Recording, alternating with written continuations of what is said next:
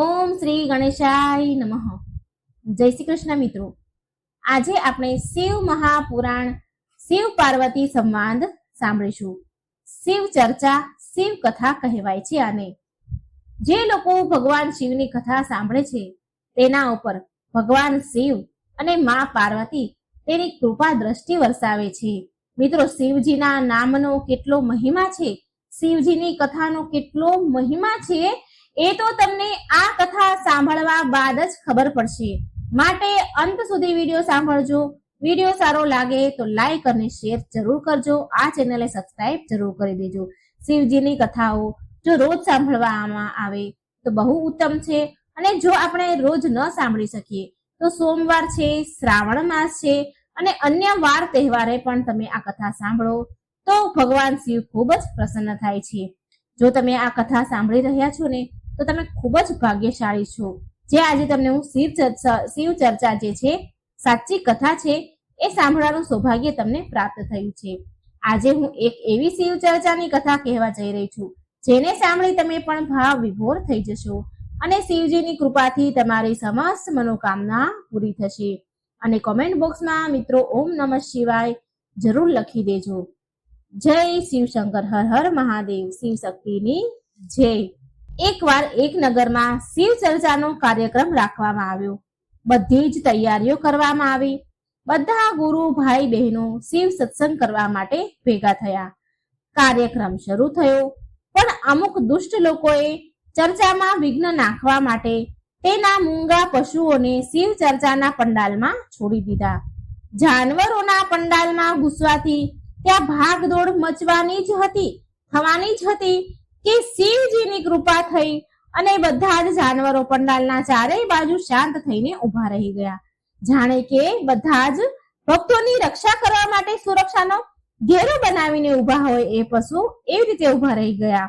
ત્યારે એ દુષ્ટ લોકો જેણે આ પશુ મોકલ્યા હતા એને એ વાતની ખબર કરવા માટે એ લોકો પંડાલમાં પહોંચી ગયા જ્યાં શિવ કથા શરૂ થઈ ગઈ હતી. શિવ ભક્ત શિવ ગુરુનો, શિવજીનો જય જયકાર કરી કથા શરૂ કરી ચૂક્યા હતા. પ્રિય ભક્તો, શિવજીનો મહિમા તો જુઓ તમે. જે લોકો શિવ કથા સાંભળવાના નામથી જ ચીડાતા હતા એ આજે કથા સાંભળવા લાગ્યા. એક ગુરુ ભાઈ કથા કહે છે, સુખની અને દુઃખની કથા સંભળાવી રહ્યા હતા. એ ભાઈ કહી રહ્યા હતા કે એક નગરમાં એક શેઠ તેની પત્ની સાથે રહેતા હતા. થોડા સમય બાદ શેઠની પત્નીએ એક પુત્રીને જન્મ આપ્યો, પણ પુત્રીના જન્મ બાદ શેઠાણીનું મૃત્યુ થઈ ગયું. તો એની પત્નીનું નામ બધાએ દુઃખની રાખ્યું. શેઠાણીના મૃત્યુ બાદ શેઠ બહુ દુઃખી રહેતા. તેની દીકરી હજી બહુ જ નાની હતી, માટે બધાએ શેઠને બીજા લગ્ન કરવા માટે કહ્યું, પણ શેઠ લગ્ન કરવાની ના કહેતા હતા. પણ બધાએ થોડી જોર જબરદસ્તી કરી એટલે શેઠે પછી લગ્ન કરવા માટે હા કહી દીધી. થોડા દિવસોમાં શેઠના બીજા લગ્ન પણ થઈ ગયા. બીજી જે શેઠાણી જે આવી હતી તે આ જે છોકરી છે નાની છે દુઃખની, એને જરા પણ પસંદ કરતી ન હતી, પ્રેમ કરતી ન હતી. ધીરે ધીરે સમય વીત્યો અને બીજી શેઠાણી પણ ગર્ભવતી થઈ. 9 માસ બાદ એ શેઠાણીએ એક પુત્રીને જન્મ આપ્યો.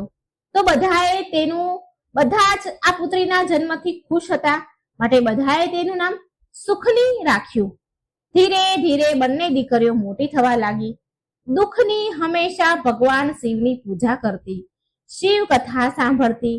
જ્યાં જ્યાં શિવ કથા થાય, શિવ ચર્ચા થાય ત્યાં કામ કાજ છોડી શિવ ચર્ચા કરવા એ ચાલી જતી, શિવ કથા સાંભળવા ચાલી જતી. એટલે શેઠાણી બહુ ક્રોધ કરતી. તેને આ બધું પસંદ ન હતું. આજે શિવ કથા સાંભળવા જાય તેને બિલકુલ સારું ન લાગતું. દુઃખની શિવ કથા સાંભળવા જાય તેથી એ ચીડાતી. શેઠાણી દુઃખનીને બહુ જ દુઃખ આપતી. તેની સાથે સરખી વાત ન કરે, સરખી રીતે ગરમ તાજું જમવાનું પણ ન આપે, એટલી ક્રૂરતા કરતી. શેઠાણી તેને રૂખી સુખી રોટલી ખાવા આપતી, પણ દુઃખની ચૂપચાપ બધા દુઃખ સહન કરતી અને ભગવાન શિવની આરાધના અને શિવ કથા કરતી હતી. જ્યારે શેઠની બંને દીકરીઓ વિવાહ યોગ્ય થઈ ગઈ તો શેઠે તેના માટે સારું ઘર, સારો વર શોધવાનું શરૂ કર્યું. ત્યારે એક દિવસ બીજી શેઠની નવી પત્ની જે છે એ શેઠને કહે છે કે તમે દુઃખની માટે બહુ અત્યંત દીન ગરીબ ઘર અને વર શોધજો. જો તમે આવું નહીં કરો તો હું મારો જીવ આપી દઈશ. હવે પત્નીની વાતથી ડરીને શેઠે દુઃખની માટે એ ગરીબ ઘરનો સંબંધ જોયો. શેઠે દુઃખનીના વિવાહ એક બહુ જ ગરીબ પરિવારમાં કરી દીધા અને તેની બીજી જે દીકરી હતી સુખની, તેના લગ્ન સુખી સંપન્ન પૈસાવાળા ઘરમાં કરાવ્યા. દુઃખની અને સુખની બંને બહેનો તેના સાસરે ચાલી ગઈ. દુઃખનીનો પતિ બહુ ગરીબ હતો અને કઈ કામકાજ પણ કરતો ન હતો. દુઃખની હંમેશા બીજા લોકોના ઘરે કામ કરવા જાતી અને એના ઘરનું ગુજરાન ચલાવતી હતી. પણ છતાંય તેણે શિવજીની પૂજા, કથા, આરાધના કરવાનું છોડ્યું નહીં. શિવજીની પૂજા આરાધના વ્રત કરતી રહેતી. ધીરે ધીરે સમય વીત્યો. દુઃખની અને સુખનીને બંને બહેનોને બાળકો પણ થયા. એક વારની વાત છે. સુખની તેની મોટી બહેન દુઃખનીના ઘરે આવે છે અને કહે છે, બહેન, જો તું બીજે કામ કરે છે, તું તો બીજાના ઘરના કચરા પોતા કરવા જા છો, તો એના કરતા તો સારું છે તું મારા ઘરે આવીને કચરા પોતા બીજા કામકાજ કરી જા. તારું ગામ અને મારું ગામ પાસે પાસે જ છે અને તારે વધારે દૂર પણ જવું નહીં પડે અને હું તને તારા કામના પૈસા પણ આપી દઈશ અને મારા ઘરે જે વધ્યું ઘટ્યું ભોજન હશે એ પણ હું તને આપી દઈશ. પ્રિય ભક્તો, દુઃખનીએ એની બહેનને હા કહી દીધી કે હું તારી ઘરે કામ કરવા આવીશ અને એ તેની બહેન સુખનીના ઘરે કામ કરવા માટે જવા લાગી. આના બદલામાં, કામ કરવાના બદલામાં તેની બહેન સુખની બહુ જ કામ કરાવતી હતી. બહુ અત્યંત કામ કરાવે અને તેને વાસી જે ખાવાનું પડ્યું હોય વધ્યું ઘટ્યું એ આપે. દુઃખની એ વાસી ખાવાનું તેના બાળકોને ખવડાવી દેતી. આવી રીતે એક દિવસની વાત છે. નાની બહેન સુખનીએ તેના ઘરમાં શિવ કથા કરાવી અને તેના ઘરમાં સારા સારા પકવાન બન્યા, ભોજન બન્યા. ગુરુ ભાઈઓ, ગુરુ બહેનો તેના ઘરે આવ્યા, મંડપ બાંધવામાં આવ્યા, પંડાલ બનાવ્યો અને બધા લોકો શિવ કથા કરવા લાગ્યા. તો એ દિવસે દુઃખનીના બાળકોએ તેની માને કહ્યું કે માં, અમારે પણ સારું ભોજન કરવું છે. તો માં દુઃખની બોલી, બેટા, હું શું કરું? ક્યાંથી લાવું સારું ભોજન, સારું ખાવાનું? તમારા પિતા તો કઈ કમાતા નથી. તો બાળકો બોલ્યા, માં, આજે માસીના ઘરે શિવ કથા છે, ત્યાં બહુ સારું સારું ભોજન બન્યું છે.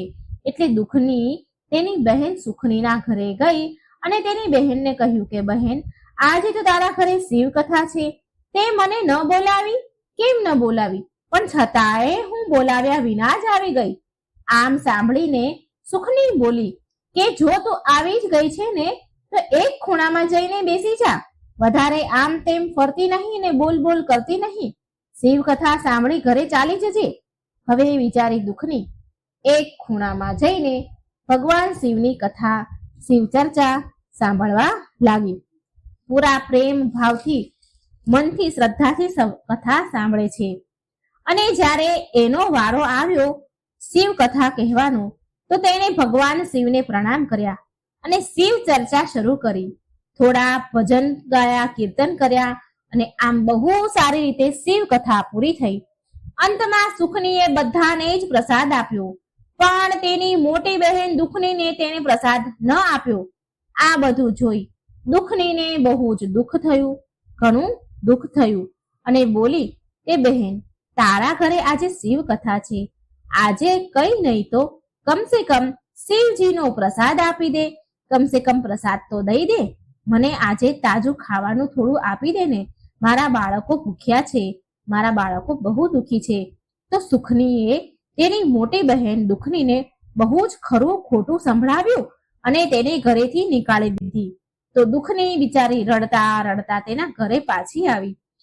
દુઃખનીને દુઃખી રડતા જોઈને તેના બાળકો બોલ્યા, માં, શું વાત છે? તું તો માસીના ઘરે જમવાનું લેવા ગઈ હતી ને, તો તું રડી કેમ રહી છો? એટલે દુઃખની બોલી કે બેટા, તારી માસીએ ખાવાનું ન આપ્યું અને ભગવાન શિવનો પ્રસાદ પણ ન આપ્યો. એટલે દુઃખનીએ વિચાર્યું કે હું આજે કોઈ પણ રીતે મારા બાળકોને સારું જમાડીશ. પછી તે વન તરફ જવા લાગી. તેણે વિચાર્યું કે થોડા લાકડા કાપી લઉં અને એને વેચી દઉં અને જે પૈસા આવે એનું થોડું સારું ખાવાનું મારા બાળકોને ખવડાવું. આમ વિચારી એ દુઃખની વનમાં જાય છે. વનમાં જતા જતા દુઃખનીને એક ગાય માતા મળ્યા, જે દર્દથી તડપી રહ્યા હતા. તેની પ્રસૂતિનો સમય હતો, બચ્ચાને જન્મ દેવાના હતા.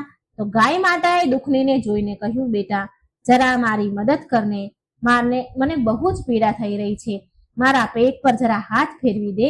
દુઃખની ગાયના પેટ પર હાથ ફેરવા લાગી અને પછી ગાયે આસાનીથી એક વાછરડાને જન્મ આપ્યો. પછી દુઃખની આગળ વધતી હતી તો આગળ રસ્તામાં તેને એક નાગણી મળી. તેના ઉપર કાચળી હતી. એ તેને નીકાળી શકતી ન હતી અને સરખી રીતે દેખાતું પણ ન હતું તેને. તો દુઃખનીને કહ્યું, બેટા, જરા મારી મદદ કરને, મને બહુ તકલીફ થઈ રહી છે. દુઃખની તેની મદદ કરે છે એટલે નાગણી સરળતાથી કાચળી છોડી દે છે. પછી દુઃખની આગળ વધે છે તો વનમાં પહોંચે છે. તો વનમાં જે સ્વયં માતા પાર્વતી છે તે એક વૃદ્ધ ડોશીમાનું રૂપ લઈને બેઠા છે. વન માતા છે એ માતા પાર્વતી સ્વયં છે. તો એ એક ડોશીમાનું રૂપ લઈને બેઠા હતા અને દર્દથી તડપતા હતા. એ ડોશીમાએ દુઃખનીને જોઈ અને ડોશીમા બોલ્યા, બેટા, મને મદદ કરને, મારા પગમાં બહુ દર્દ છે, મારા પગ દબાવી દેને. દુઃખની બોલી, સારું માતા. પછી દુઃખની માં પાર્વતીના પગ દબાવે છે. પછી થોડી વાર બાદ દુઃખની જવા તૈયાર થાય છે. તો ડોશીમા બોલ્યા કે મારી પાસે એક પોટલી છે, એને તું લઈ જા. દુઃખની એ માજી પાસેથી પોટલી લે છે અને એ પોટલી ખોલીને જુએ છે તો એમાં બહુ સોનું ચાંદી હતા. તો દુઃખની બોલી, માં, આમાં તો સોના ચાંદી છે. ડોશીમા કહે છે, બેટા, તે મારી મદદ કરી છે ને, માટે તું આ પોટલી લઈ જા અને આ એક થેલો છે એ પણ લઈ જા. દુઃખનીએ એ મોટા થેલામાં જોયું તો તેમાં અનાજ ભર્યું હતું. દુઃખની તો બહુ ખુશ થઈ ગઈ કે આજે મારા બાળકોને જમવા મળશે અને ડોશીમાને ધન્યવાદ આપીને તેના ઘરે તરફ આગળ વધી. રસ્તામાં પેલી નાગણી મળી. નાગણી કહે છે કે તે મારી મદદ કરી છે બેટા, માટે હું તને એક મણી આપું છું. આ મણીને તું તારા ઘરમાં રાખજે, તારા ઘરમાં ક્યારેય ધન ધાન્યની કમી નહીં આવે. દુઃખની નાગણીને ધન્યવાદ કરે છે અને આગળ વધે છે. તો ત્યાં ગાય માતા મળ્યા અને કહે છે, બેટા, તે મારી મદદ કરી છે માટે તું મને તારા ઘરે લઈ જા. દુઃખની ગાય અને તેના બચ્ચાના બંનેને ઘરે લઈ જાય છે અને તેના બાળકો માટે ખીર, પૂરી, સારું જમવાનું ભોજન બનાવે છે. હવે દુઃખનીના ઘરે કોઈ વસ્તુની કમી ન હતી. પ્રિય ભક્તો, એક દિવસની વાત છે. સુખનીએ વિચાર્યું કે આ દુઃખની ઘરે કામ કરવા કેમ નથી આવતી. ચાલ એના ઘરે જઈને હું જરા જોઈ આવું કે આખરે વાત શું છે, એ કામ કરવા કેમ નથી આવતી. આટલું વિચારી સુખની દુઃખનીના ઘરે જાય છે. તો એનું ઘર જોઈ એ તો આશ્ચર્ય પામી અને તેની બહેન દુઃખની સુખની કહે છે, હે દુઃખની, હમણાં સુધી તો તારા ઘરમાં ખાવા માટે અન્નનો દાણો ન હતો. આજે આટલું બધું ધન વૈભવ ક્યાંથી આવ્યું તારા ઘરે? તે ક્યાંક ચોરી કરી છે કે કોઈને લૂંટ્યા છે? દુઃખની બોલી, બહેન, ના, મેં કોઈને લૂંટ્યા પણ નથી અને ના મેં ક્યાંય ચોરી કરી છે. આ તો મારા કર્મોના ફળ છે અને શિવ કથાની કૃપા છે. શિવ કૃપાથી બધું મને મળ્યું છે. પછી દુઃખનીએ બધી જ વાત કરી. જે વનમાં ગઈ, જે થયું એ બધી વાત સુખનીને કરી. એટલે સુખની પણ ગરીબ સ્ત્રીનું રૂપ બનાવી વન તરફ જાય છે. તો તેને એક સિંહણ મળે છે. એ એના પર બહુ દહાડે છે, ગર્જના કરે છે.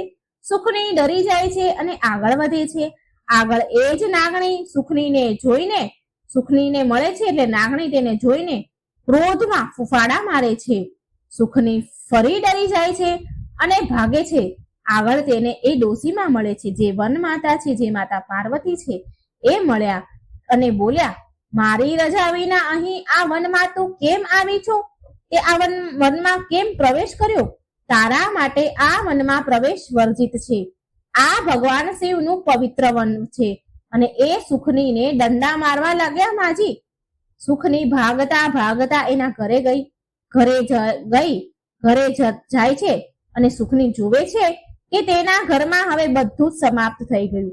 અન્ન ધન દોલત બધું જ સમાપ્ત થઈ ગયું, માટીમાં મળી ગયું. હવે એ ગરીબ થઈ ગઈ હતી. પછી એ પાછી તેની બહેન દુખનીના ઘરે ભાગી આવી અને તેને ખરી ખોટી કહેવા લાગી. કહે છે કે આ બધું તારા કારણે થયું છે, તારા કારણે મારું બધું જ નષ્ટ થઈ ગયું, સુખ સંપત્તિ બધી નષ્ટ થઈ ગઈ, તે આવું કેમ કર્યું? ત્યારે ભગવાન શિવ ત્યાં પ્રગટ થયા અને બોલ્યા કે આમાં દુખનીનો કોઈ વાંક નથી, એનો કોઈ દોષ નથી. તું એક ઘમંડી છો અને ધનવાન હોવા છતાં પણ એક ગરીબ સ્ત્રીનું તે રૂપ ધારણ કર્યું અને વનમાં ગઈ. એ વન દેવી પાર્વતીએ બધું ધન તારું લઈ લીધું છે. તે ધનની લાલચ કરી અને તે મારી ભક્તને દુખી કરી. આ મારી પરમ ભક્ત છે. શિવ કથામાં તારા ઘરે આવી હતી તો તે એને શિવ કથાનો પ્રસાદ પણ તેને ન આપ્યો અને તેનું અપમાન કર્યું અને સાથે તે મારું પણ અપમાન કર્યું. અને આજે જે પણ થયું છે ને તારી સાથે એ તારા કર્મના ફળ છે. હવે સુખની રડતા રડતા ભગવાન શિવને પ્રાર્થના કરવા લાગે. ભગવાન ભોળાનાથ, આજ પછી મારાથી કોઈ ભૂલ નહીં થાય. હું શિવ કથા કહેનાર અને સાંભળનાર બધાનું સન્માન કરીશ અને શિવ ચર્ચાનો પ્રચાર પણ કરીશ. હું મારી બહેન સાથે દ્વેષ ઈર્ષા ભાવ નહીં રાખું. કૃપા કરી તમે મારું અન્ન ધન પાછું આપી દો. પ્રિય ભક્તો, પોતાની બહેનને રડતા જોઈને દુખનીને પણ ઘણું દુઃખ થયું. એટલે ભોળાનાથને એ દુઃખની પણ પ્રાર્થના કરે છે અને માફ કરવા માટે કહે છે. એટલે ભગવાન ભોળાનાથ બોલ્યા, જો દુઃખની તું કહી રહી છે ને, માટે હું તારી બહેનને પાછું સુખ સંપત્તિ આપી દઉં છું. આટલું કહીને ભોળાનાથ અંતર ધ્યાન થઈ ગયા અને સુખનીને એની ગયેલી સંપત્તિ બધું જ જે ગયું એ પાછું મળી ગયું. પરંતુ હવે સુખની પૂરી રીતે બદલી ગઈ હતી, પ્રેમ ભાવ વાળી થઈ ગઈ હતી. એ તેની બહેન દુખનીનું સન્માન કરવા લાગી અને ભગવાનની ભક્તિ, શિવ ચર્ચા, શિવ કથા, શિવ પૂજા પૂરા ભક્તિભાવથી કરતી હતી અને તેનું પણ જીવન મંગલમય અને સુખમય બની ગયું. પ્રિય ભક્તો, આટલું કહીને એ ગુરુભાઈ આગળ કહે છે કે હે ગુરુ ભાઈઓ, હે ગુરુ બહેનો, હવે તમે શિવ ચર્ચાની એક બીજી કથા સાંભળો. એકવાર શિવજી અને નારદજી એકબીજા સાથે વાત કરી રહ્યા હતા. ત્યારે નારદજી બોલ્યા કે શિવજી, ધરતીલોક પર શિવ કથા આટલી કેમ થઈ રહી છે? બધા આટલી તમારી કથા કેમ કરી રહ્યા છે? બધા લોકો તમારી પૂજા બહુ કેમ કરે છે? એટલે શિવજી બોલ્યા કે હે નારદ મુનિ, આ સવાલનો જવાબ તો તમને ધરતીલોકમાં જ મળશે. તમે ધરતીલોક પર જાઓ અને પૂછો. નારદજીને શિવજી બોલ્યા, શિવજી કહે છે કે તમે મનુષ્યનું રૂપ લઈને જાઓ અને ધરતીલોક પર ત્યાં જે પણ પ્રાણીનું બચ્ચું બાળક દેખાય તમે તેને જ પૂછજો. નારદજી બોલ્યા, ઠીક છે પ્રભુ.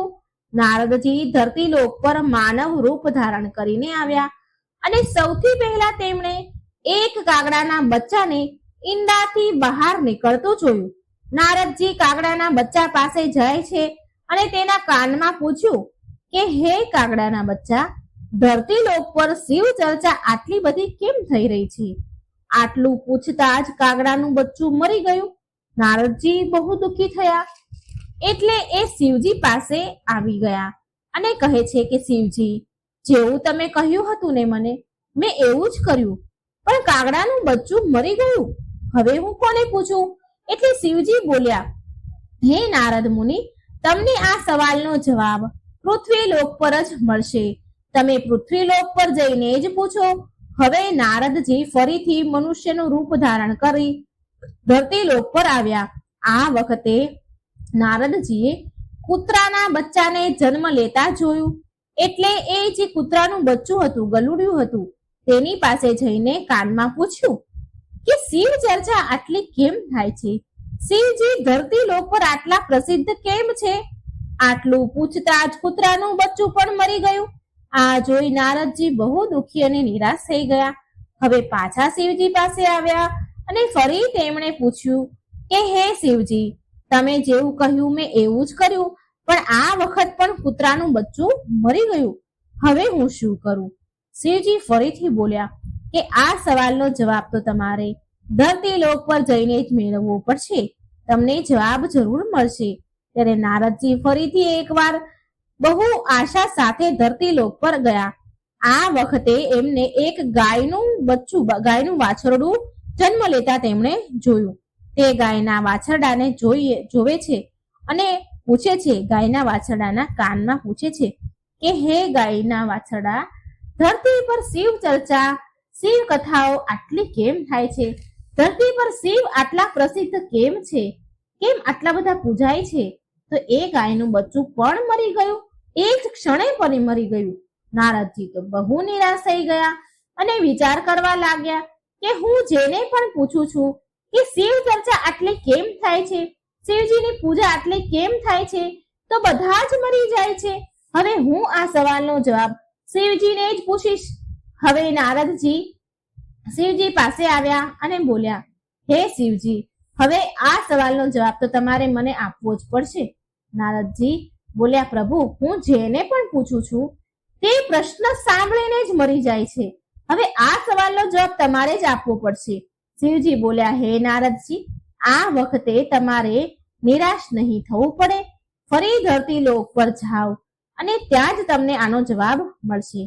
આ વખતે તમે નિરાશ પાછા નહીં આવો. નારદજી ખૂબ આશા અને પૂરા વિશ્વાસ સાથે ધરતી પર આવ્યા. આ વખતે તેમણે એક મહેલમાં રાજાના બાળકને જન્મ લેતા જોયો. રાજાને ત્યાં દીકરો ન હતો અને બહુ વર્ષો બાદ તેમના ઘરે દીકરો આવ્યો હતો. એટલે રાજમહેલમાં બહુ ભીડ ભાડ હતી, ધૂમધામ હતી. બધા લોકો રાજાના દીકરાને જોવા માટે આવ્યા હતા.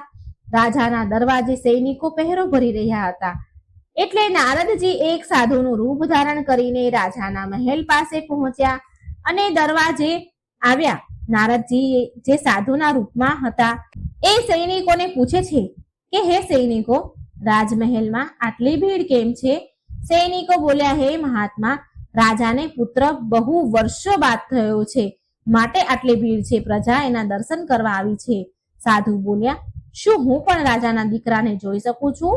મારે પણ તેને જોવો છે. તો સૈનિકોએ તો એ મહારાજને ના કહી, એ રાજાના દીકરાને જોવા માટે ના કહી અને કહ્યું કે તમે અહીંથી ચાલ્યા જાઓ. સાધુ માન્યા નહીં.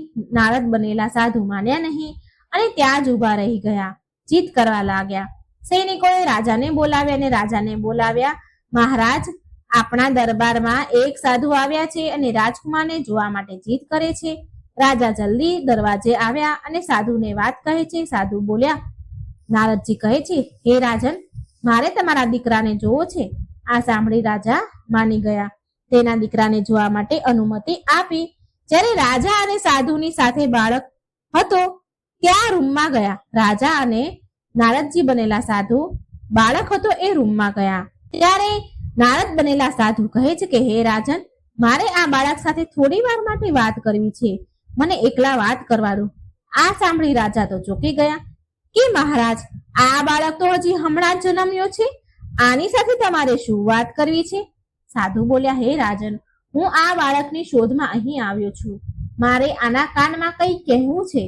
રાજાએ બહુ વિચાર કર્યો અને પછી કહ્યું, હા ઠીક છે મહારાજ, તમે આ બાળક સાથે એકલા વાત કરી શકો છો. પછી રાજા તેના બધા સૈનિકો સાથે એ રૂમમાંથી બહાર નીકળી ગયા અને દરવાજો બંધ કરી દેવામાં આવ્યો. પછી નારદજી તેના અસલ રૂપમાં આવીને બાળક પાસે જઈને બાળકના કાનમાં બોલ્યા કે હે બાળક, ધરતી લોકમાં શિવ ચર્ચા આટલી બધી કેમ થાય છે? શિવ પૂજા આટલી કેમ થાય છે? તો એ બાળક ઊભું થઈને બેસી ગયું અને બોલ્યું કે નારદ મુનિ, તમે આ સવાલ જ્યારે હું કાગડાના રૂપમાં જન્મ્યો હતો એ સમયે તમે પૂછ્યો હતો, એટલે એ જન્મમાંથી મને મુક્તિ મળી ગઈ.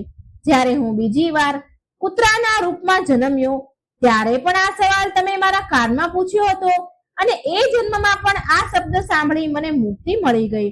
પછી જ્યારે હું ગાયના બચ્ચાના રૂપમાં જન્મ્યો હતો તો એ સમયે પણ એ જન્મમાં પણ તમે આ જ સવાલ મને પૂછ્યો અને શિવનું નામ સાંભળીને મને મુક્તિ મળી ગઈ.